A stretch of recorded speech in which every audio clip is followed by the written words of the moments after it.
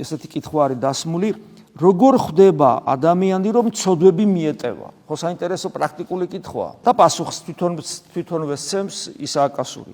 როდესაც იგზნობს, რომ სრულად მთელი გულით შეძულდა ცოდვები და ძველი ცხოვრების საწინააღმდეგო გზით ვალს, ანუ მოძრაობს, რასაც გაწმენდილი სინდისიც უმოწმებს, ამ დროს შეიძლება ვთქვათ, რომ ადამიანს ცოდვები ესე იგი მიეტევა. და მე პავლე მოციქულის სიტყვები მოყავს, რჯულის საქმე გულის ფიცარზეც უწერიათ, რასაც მოწმობენ მათი სინდისი და მათი აზრები, რომელიც ხან ბრალსდებენ და ხან კი ამართლებენ.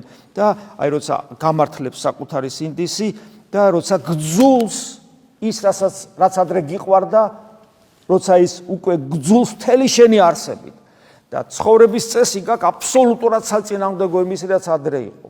შენ გააკეთე, შენ ჩაიდინე, შენ გიყვარდა ის ცხოვრების წესი, მაგრამ ახლა რო გახსენდება, უბრალოდ კი არ გცხვენია, თუმცა სირცხვილის არის, გძულს.